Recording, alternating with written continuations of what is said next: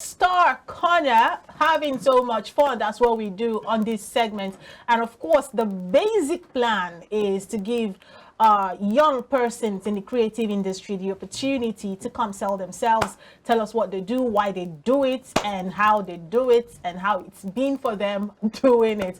And today, the first person when follow me comes to today say, the name themselves, they tire me. He say his name that Dr. Arotele.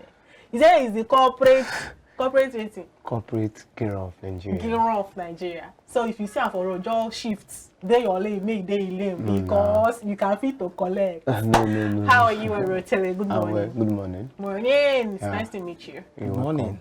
welcome. Good Okay, morning. so first of all, I will tell people, let me meet you. I want to know where you're coming from. But this your corporate hero is catching my attention. No, now. Tell us about it. My name is Dr. Arotele CGN. So the meaning of CGN means Corporate Hero of Nigeria. Yes. A rugged guy, someone that don't relent, I don't give up. So Hero has different meanings. I used to give ginger. No, yes, I don't. Fire for fire. Fear and tiny, I don't fear. I For don't- every buzz, there's a buzz. in this country, you just have to keep doing what you are doing. Don't relent. Right. Jama. So Hero. Yeah, I like the explanation. It makes a lot of sense. Okay, so you function mostly in the comic industry. Yes. You're a comedian. yes. Is this what you've always wanted to do, comedy? Yes, I started comedy way back as 2009 when I was in school. Okay. So, and so far so good. I started comedy business because aside being a stand-up comedian, I also have an entertainment. I'm an entertainment business consultant. I have an entertainment business company. Yes, I host shows annually. Aside my own personal event, I host shows for people that I manage, I package. So I've been the guy that I love entertainment business very, very well. So I started comedy business 2012 when I hosted my first show, and I did my 10 years on stage last year, and Ooh, I congratulations. think I'm hosting. This is my 11th year now in the comic industry. So that won't be easy, but We'll get to the conversation of whether it's been easy or not, like how it's been. However, you mentioned something that struck a chord. You said you were doing comedy, Yes. but you also sort of kind of ventured into the comedy business. Yes. And, from everything you said, you actually struck the balance, like you gave an explanation of what the difference is. Yes. I'm not sure a lot of people caught what that difference is. You know why I'm saying that? We have a lot of young people who function in the same industry that you do, who do not understand the business end of things. So they feel like if I just get the opportunity to be on basket mouth stage like this, it's over for you people. Yes. Do you understand? And a lot of people been on basket mouth stage for a couple of other times, Yes. on other big comedian stages, giving them opportunities. But because they lack that understanding of what the business end of things are, it's not working out. So you seem to have that understanding. What differentiates the business end of comedy and just doing comedy? yes, the difference is, as a comedian, so we have a performing comedian, a stand-up comedian. Assuming you have a comedy show, you invited me over to come and perform, then I will go there, do my things, I will leave. And get paid. So, yes. So that is just someone doing stand-up, performing art. So I'm into that. I do that too. But we're talking about the entertainment business. I host show, my personal events, my personal shows. And aside, I have many guys that works around me, my colleagues. So this business is something that I understand very, very well. Aside being a comedian, so I have some diploma courses on entertainment business. Okay. I did critical thinking in public entertainment.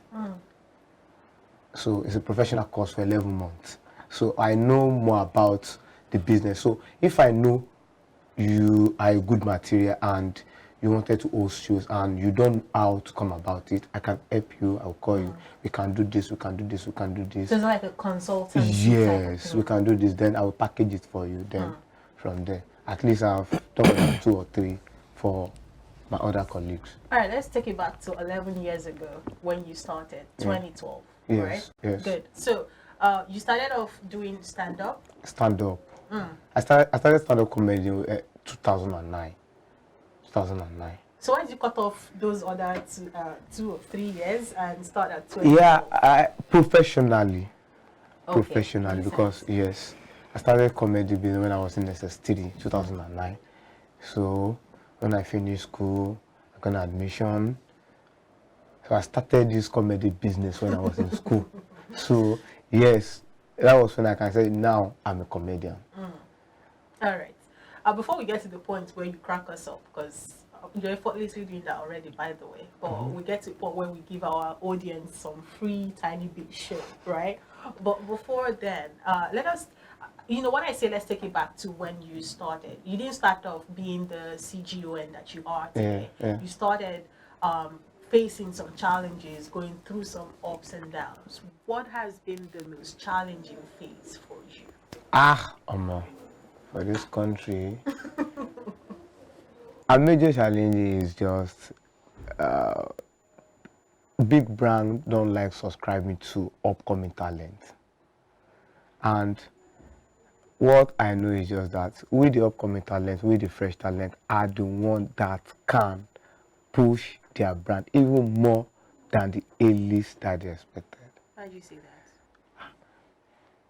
Auntie, you know if you get brand like this, make I want do show, make you give me 5 million, make the whole community no say now you give me. Your brand go blow now. So our major problem, our major challenge is just we hardly are sponsors of our events. Comedy business is very, very hard. Music business is very easy to do, but comedy business to convince people to come and laugh and see.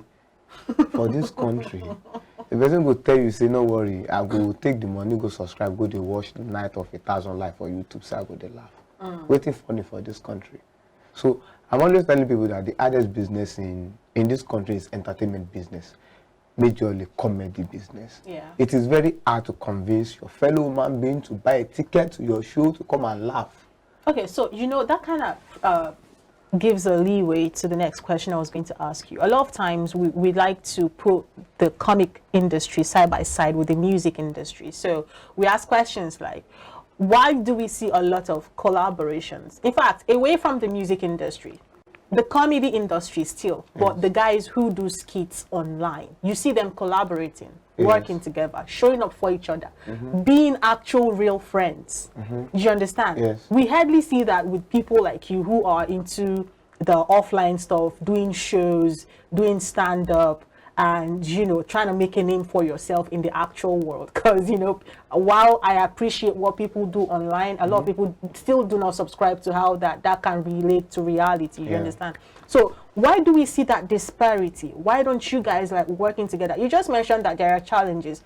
If I'm a comedian, Sam is a comedian, and 3 of us decide to work together, say that show go blow past one when you do alone. Why we say we know they like do them together like that?